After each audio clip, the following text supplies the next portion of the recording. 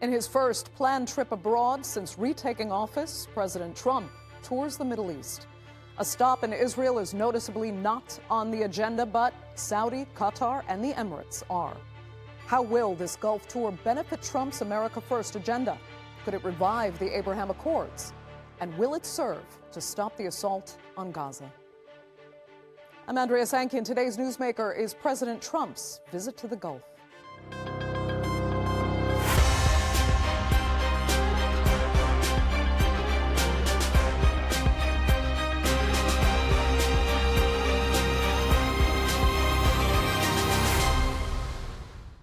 Well, many have said Donald Trump is a transactional president, not necessarily interested in the wider geopolitics, but focused exclusively on the economic benefits of building relationships. So that could explain why his first working trip abroad is a tour of 3 very wealthy Gulf states.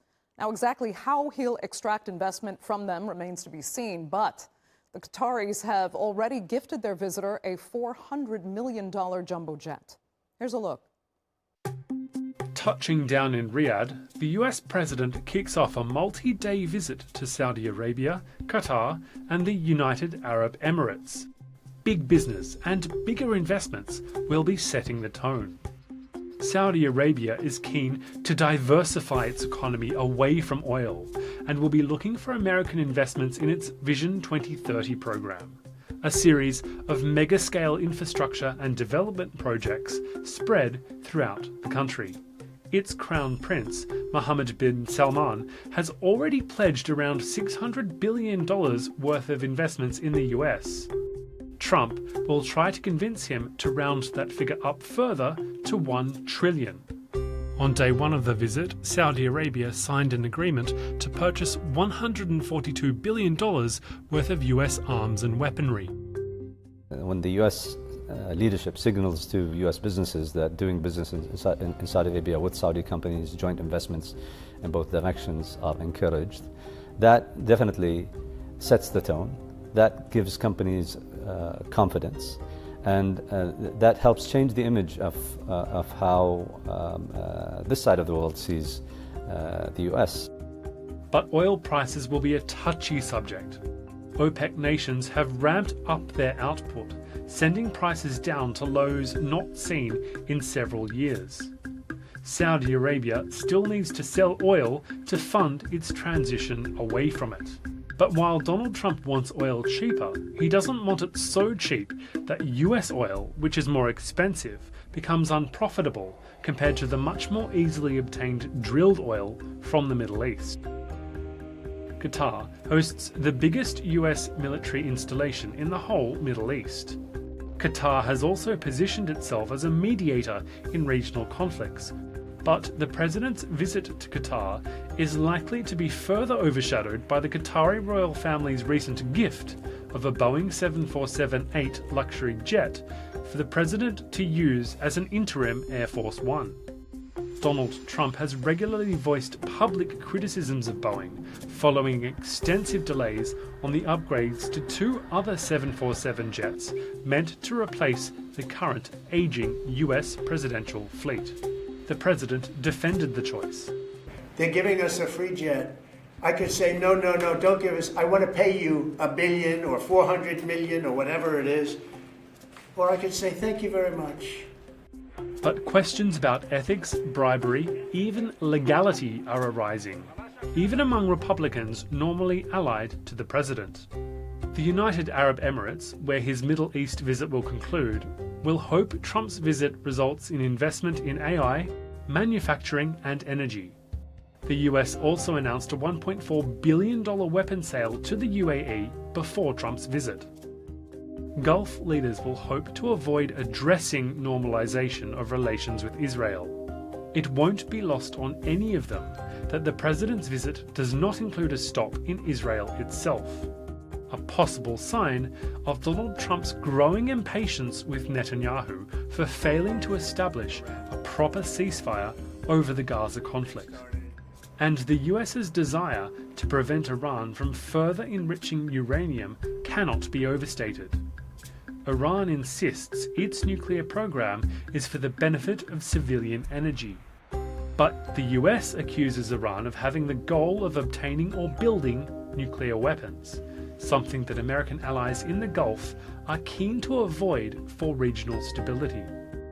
The US president's official visit signifies to the world that the Middle East region is increasingly important in US eyes. But will Trump's self-styled image as a deal-maker get him and the Middle East what they both want? So what will the U.S. get out of this visit and vice versa? Well, joining me now to debate that and much more are from Washington, professor at the National Defense University, Des Roches. Also from the U.S. Capitol, CEO of Gulf State Analytics and adjunct professor at Georgetown University, Giorgio Cafiero. And from Doha, head of the Diplomatic Studies program at the Doha Institute, Marwan Kabalan. Thank you so much all for being with me. Let's start then with assessing what each of you thinks the U.S. is primarily after with this visit. What are the actual priorities here? David, go ahead. Well, I think the first priority is business, as it always is with Trump. I think the second priority is ensuring that there is nothing from the Gulf that would upset whatever the Trump administration wants to do with Iran. And I think a third priority is setting the conditions for a possible future normalization of Saudi relations with Israel once the Gaza situation is resolved. Okay. I would like you to further clarify all of those things, but let me start with Iran. Why is that a primary issue? Well, this is a signature diplomacy effort of the Trump administration. They want to, they withdrew from the Iran deal that had been negotiated by John Kerry. They want to have a newer, bigger, better deal. One of the big problems with the Obama administration deal was that it was conducted without any real consultation from either our Gulf partners or from Israel. They viewed this as us making commitments in their neighborhood, putting them at risk potentially. So I think that he wants to ensure that there's no public or private dissension from whatever it is that the Trump administration manages to achieve with Iran. Okay, and David, quickly, you say business is there, but where? Where exactly is the value supposed to be extracted for Trump? Well, Trump wants to see money coming from other places and spent in the United States. And so a lot of his delegation are the real titans of industry. But the sector seems to be artificial intelligence, computer services, and automation. So you have people like from high level people, the head of ChatGPT, Palantir, IBM, Alphabet, those kind of companies. Okay. Giorgio, you on the same page? Yeah, I think the regional environment is quite different today compared to when Trump made his historic visit to Riyadh 8 years ago this month. I totally agree with everything that Dave is saying.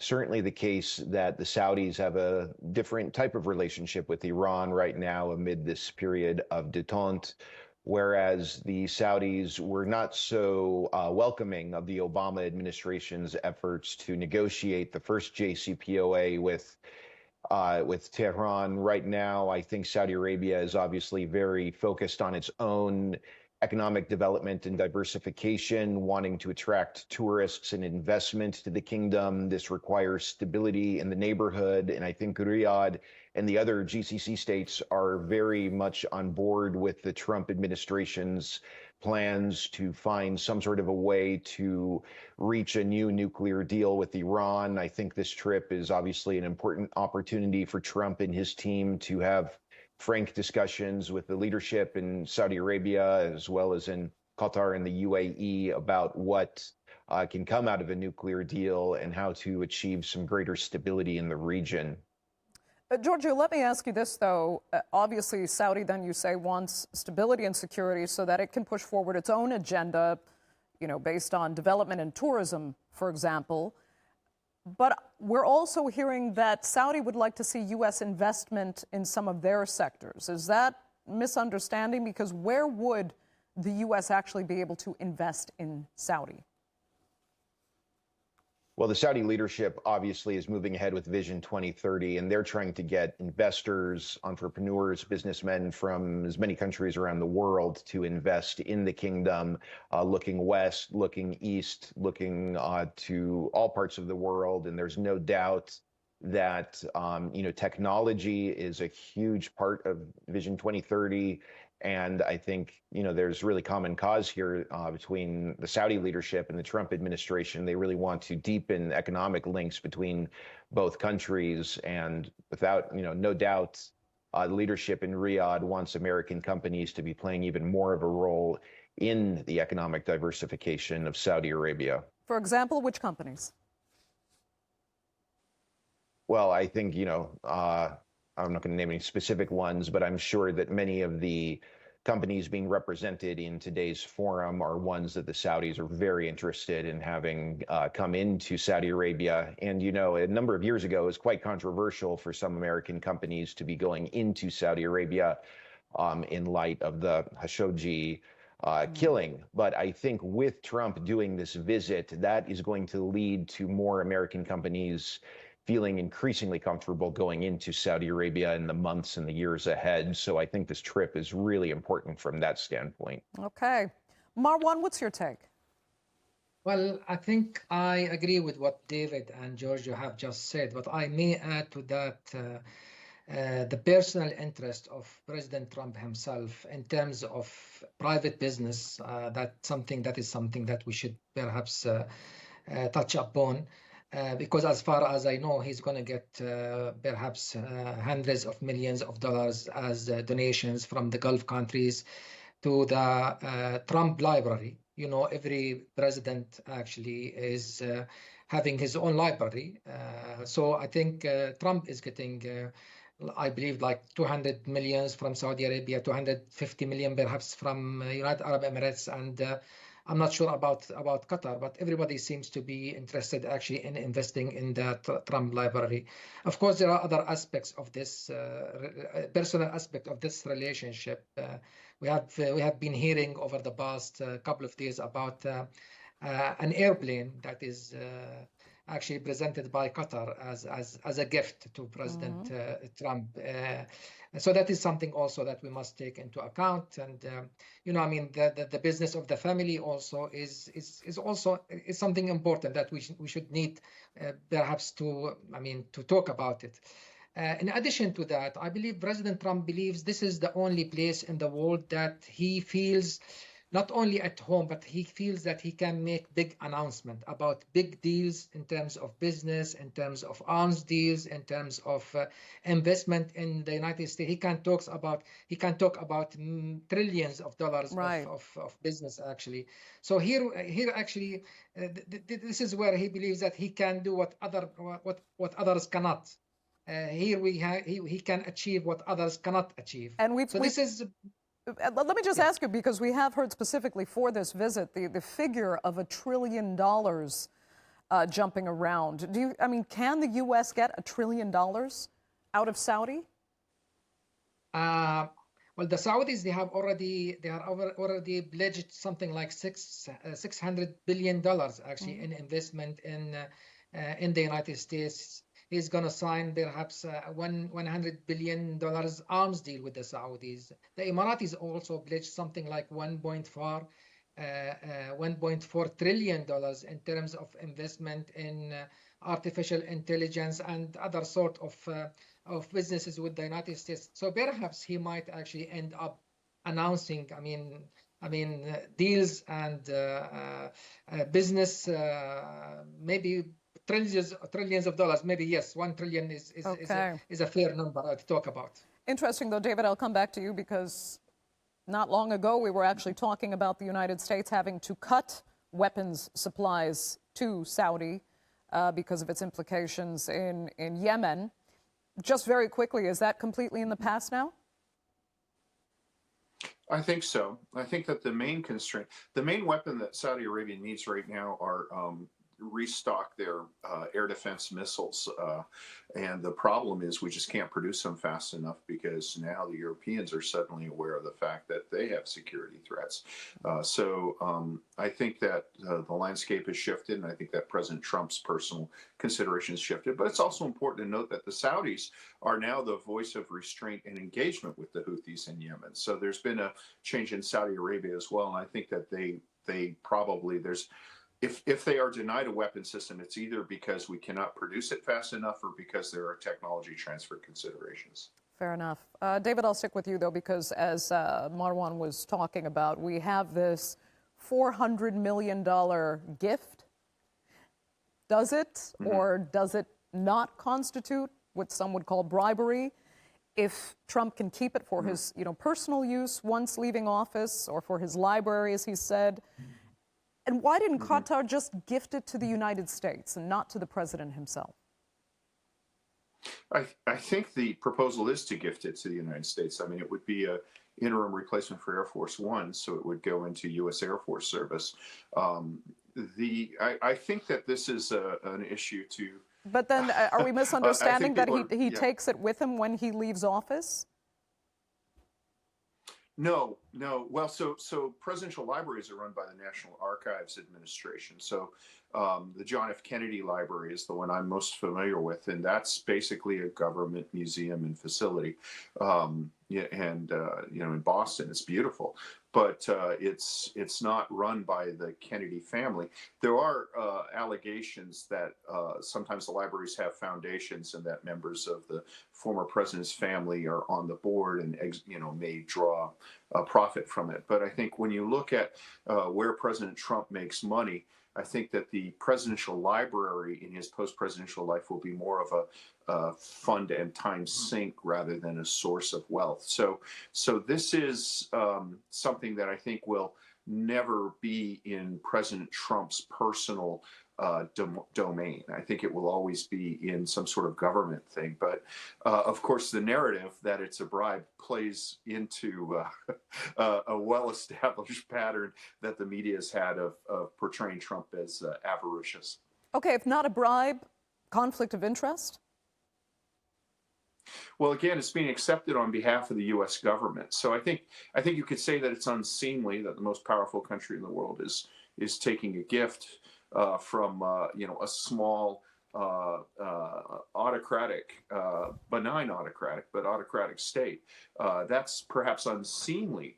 But again, I don't think that he's personally going to benefit from this. I think that the issue is Air Force One has to be a 747. Boeing isn't making them anymore. They've been working for, I think, 8 years on trying to upgrade a 747 to the acceptable configuration. There's one here that I believe is actually in Miami with an aircraft broker. So I think it's a little bit more complicated. It's not like he's receiving an envelope with $400 million worth of cash. Okay, Giorgio, what do you think? And some have also made the point that it doesn't bode well for Israel that Trump would accept a gift from a country that's seen as a Hamas ally. I think the Qataris learned a lot of important lessons from the first Trump administration. Of course, back in 2017, actually just shortly after Trump's first visit to Riyadh as president in his first term, was when the GCC crisis erupted. Qatar really depends on a very close relationship with the United States, and having rock solid relations with the Trump administration is very important. There is a way of doing business with Trump that I think the Gulf Arab leaders, including the Qataris, understand very well. There are certain gestures that appeal to Trump. Flattery is certainly one way to convince Trump to do things a certain way.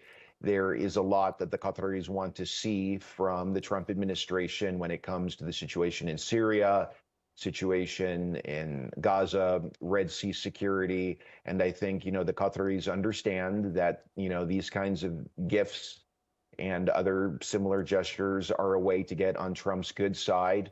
Let's also keep in mind that Qatar has its critics in Washington. There are pro-Israel groups in Washington, and at times there have been these figures around Trump who do not see Qatar as a good ally of the U.S. They see Qatar as a nefarious actor. Officials in Doha are always concerned that those people will convince Trump to view Doha in a negative manner. And so the way I read this is the Qataris are making an investment in having good relations with Trump.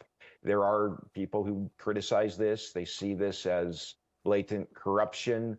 But I think when we consider this from Qatar's perspective and we look at their national interests, this is a rational move. Well, then, Marwan, I'd like you to comment on that. I mean, what does Qatar really need or want from the United States in this transaction? Well, as Giorgio has just said, the U.S. is a very important security ally of Qatar. And also Qatar has a huge investment in the U.S. economy as well. I remember that the Emir of Qatar, he talked about something like close to $200 billion of Qatari investment in the U.S. Economy in different sectors of the U.S. economy, including healthcare, energy sector, technology and other things.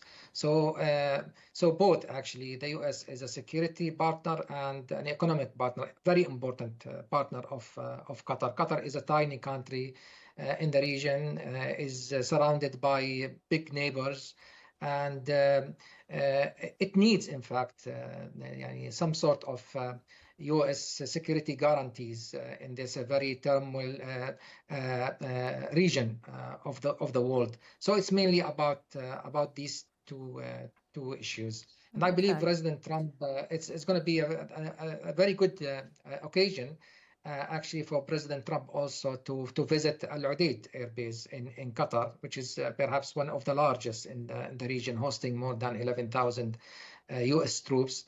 This is something that President Trump was not aware of its existence in his first term, and when he came to power in 2017. During the Gulf crisis in that year, he wasn't really aware that Qatar was perhaps hosting this very big U.S. airbase. So it's going to be a very important occasion for Qatar to strengthen the relationship with the United States. As I said, a very important partner and ally of Qatar. Okay, we're down to our last few minutes, so I'd like to get each of your opinions on this last question. Having said that, what especially with Marwan's just analysis there, where does all of this leave Israel, David? I mean, some are saying that Benjamin Netanyahu has suddenly become a liability of sorts for Donald Trump. But then again, others will say, well, it's not really that of paramount interest to the Gulf states. The war in Gaza, even though they've cut ties with Israel, they're not interested in reviving the Abraham Accords, that some even say they're dead in the water at this point. What's your take now on the relationship and Israel's factoring into this?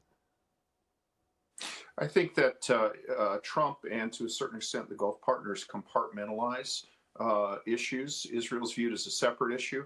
I think that, you keep hearing rumors, senior people in the Biden administration say that Israel and the kingdom were close to normalization, but October 7th put that off course. I think that for now, what Israel does, I think Trump will say, look, they've got a security consideration. I'm not going to get involved in it.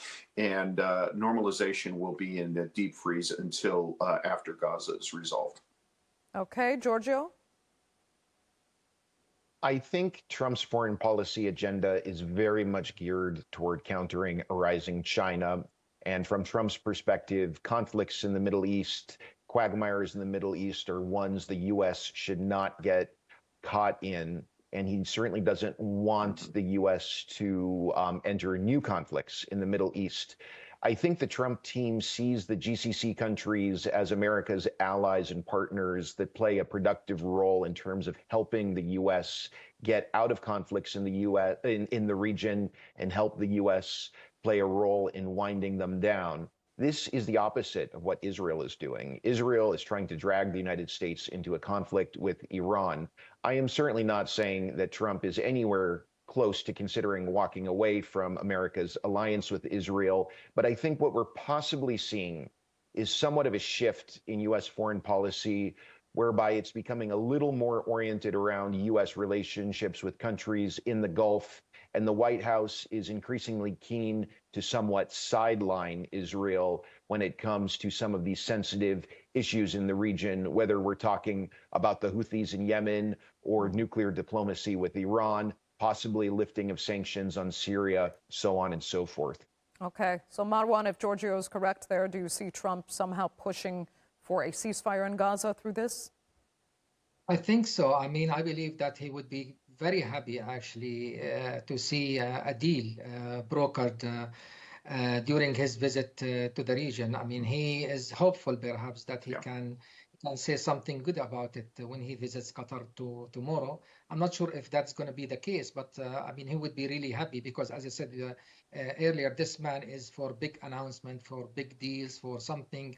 He would like actually to be seen as the president who can actually make deals that nobody else can do. But there's another thing here that I'd like also to mention. That is the GCC countries, in my opinion, are quite happy to see the U.S. president making this detachment between the relationship with Israel and cooperation with the GCC countries, because the Saudis, I believe, that are quite happy actually to see that the U.S. is willing to develop the relationship with the Saudis and perhaps agree for a nuclear reactor in Saudi Arabia, maybe a defense pact with Saudi Arabia without being that conditional upon normalization with Israel. I mean, that applies also to Qatar and other countries in the region. Okay, Marwan, that will have to be the final word for this edition of the Newsmakers. I'd like to thank all three of you really so much for being with us, our viewers